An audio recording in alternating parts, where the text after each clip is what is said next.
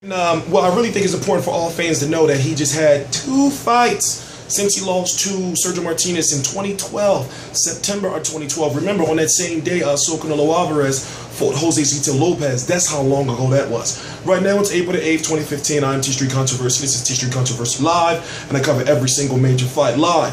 So, I've been kind of slacking. Well, actually, I haven't been slacking. You know, there's a lot going on the channel, but Chavez Jr. versus Fonfara, All Access is going to be coming on Friday night. I believe it's 10 p.m. or something like that, April the 10th, on Showtime.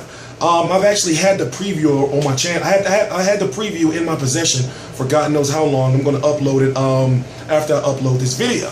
As I'm going to say is this: Chavez Jr. 48-1-1 with 32 KOs. Last 2 fights against Brian Vera in 2 different weight classes.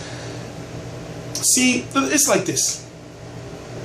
This is a very tough fight for Chavez Jr. Chavez Jr.'s father, the great Mexican legend Chavez Sr., did not want him to take this very dangerous fight. I'm actually thinking to myself, well, matchmaking-wise, this is a fight where there's going to be multiple fights on that day at different venues. For example, you're going to have Terrence Crawford versus Tomas Delorme for the 140-pound welterweight WBO title. Excuse me, junior welterweight WBO title. Up in Verona, New York, you're going to have Lucas Martin Matisse versus Ruslan Provodnikov. The winner is supposed to face Terrence Crawford or Tomas Delorme. And then, of course, up in the StubHub Center, you know, and we're working fast to get a guy there to cover the event. Also, we're going to be having the fight footage for you guys. I got some good content, some good highlights and everything from Showtime, courtesy of Showtime. Thank you, Al Amy, that I'm going to be uploading. And what I'm saying is this: I'm actually looking forward to the fight. Even though when we think about the other 2 fights, as far as, okay, let's talk about the fights overall for the day. I'm going to rank them in as far as importance is concerned. So, you have the number 1 fight is Matisse versus Provodnikov, of course. And then, in my opinion, Chavez Jr. versus Fonfara, then Terrence Crawford versus Delorme, even though that's a title fight. Now, the reason why is, you know, everyone knows that when it comes to Ruslan Provodnikov versus Lucas Matisse, we know that's going to be a bloodbath. And me personally, I wanted to get to that fight. I really, really wanted to, but with that Bryant Jennings fight coming up, you know, the next week that I'm trying to get to, and there's some politics involved in that, and it's like, you know, it would have been too much for me to go out there, and it's in Verona, New York. That's 4.5 hours away from me, you know, like drive, you know, and I understand why they chose the venue, but it's like, my God, you know, whoever's out there at that event, you're going to have, like, you know, you're going to get your money's worth. So, you have the Lucas Matisse Provodnikov fight, Chavez Jr. versus Fonfara, because Chavez Jr. could very well lose that fight. Remember, this is a guy who was fighting at 160 pounds 3 years ago. Now we don't know what his weight division is. So when he fought Brian Vera the first time in 2013, what was that? That was in September of 2013, I believe. It was 172 pounds, but the weight was supposed to be 162. And then it started creeping up all the way until the final press conference. Bob Arum went on the microphone to say, go look it up. Chavez Jr. versus Brian Vera, the first fight. Bob Arum went on the microphone to say, for the first time in boxing history, whatever these fighters step on the scale has, this is what the fight's going to be. So basically, Chavez Jr. could have stepped on the scale at 187, and they would have been like, it's a cruiserweight fight. It's crazy, right? So, you know, he ended up being at weighing at 172, and of course, you know, he came into the ring at about 200, some old shit like that. Then when he fought Brian Vera again, because the first fight was questionable. Now, yes, I am a big Julio Cesar Chavez Jr. fan. Yes, I am.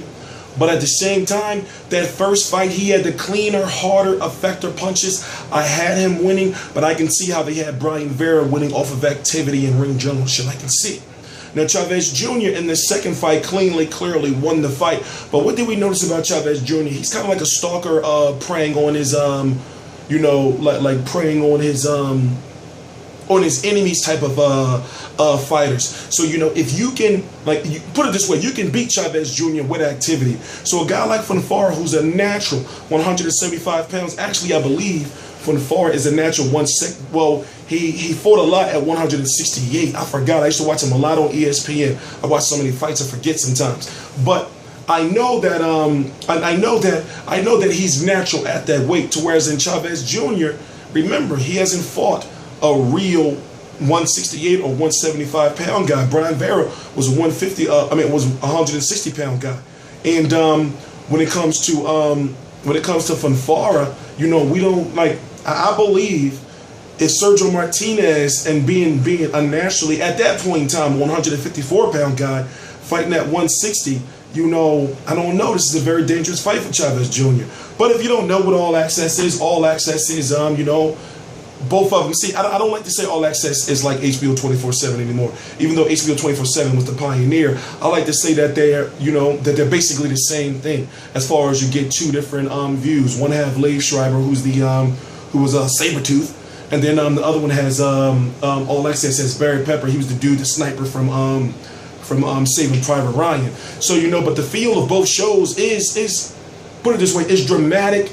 And when you watch stuff like Corner to Corner or, you know, Lights Out, the new Spike TV and NBC boxing docudramas, HBO 24/7 and All Access is the benchmark. And All Access made a huge leap, you know, in quality of content and entertainment value in the show once they got Mayweather, even though Mayweather's last All Accesses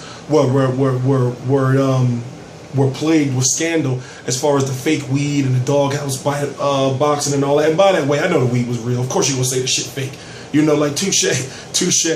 But anyway, I am T-Street Controversy, so of course I cover every single major episode of boxing. No, wait. I cover every single major fight live. And I cover every single episode of All Access, every single episode of 24/7, every single episode of Lights Out, every single episode of Corner to Corner, live and uncut. T-Street Controversy with RealCombatMedia.com. Please subscribe.